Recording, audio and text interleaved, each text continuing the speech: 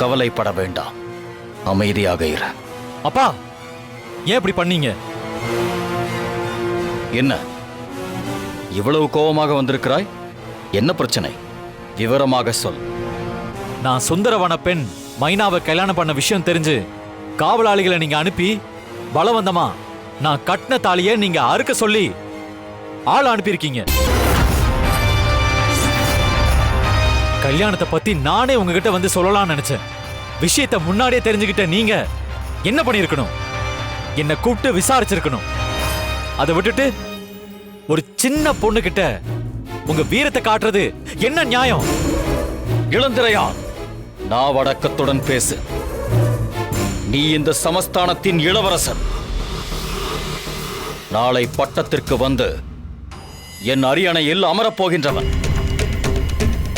அதை மறந்து செயல்படுவதை நிறுத்திக்கொள். உன் திருமணம் என்பது நீ மட்டும் எடுக்கின்ற முடிவல்ல, உன் தகப்பனான நான் எடுக்க வேண்டிய முடிவு. பட்டத்து இளவரசனா? நான் அரியணையில உட்கார்றதுக்கும் நான் விரும்பின பொண்ணை கல்யாணம் பண்ணிக்கிறதுக்கும் என்ன சம்பந்தம் இருக்கு?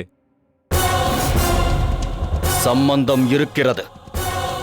இந்த சமஸ்தானத்தின் ராணியாக உனக்கு இணையாக அரியணையில் யார் வேண்டுமானாலும் அமர முடியாது. அதற்கு ஒரு தகுதியும் தராதரமும் இருக்கிறது, புரிந்து கொள். இளவரசனான என்ன கல்யாணம் பண்ணனதுமே ராணி ஆகிறதுக்கான தகுதியும் தராதாரமும் நான் யார கல்யாணம் செஞ்சுக்கிட்டனோ அவங்களுக்கு தானாவே வந்துடும். நீயே முடிவெடுக்க முடியாது இளந்திரையன். அது மட்டுமல்ல, காந்தாரியை உனக்கு திருமணம் முடித்துக் கொடுப்பதாக நான் ஏற்கனவே இவளுக்கு வாக்கு கொடுத்து விட்டேன்.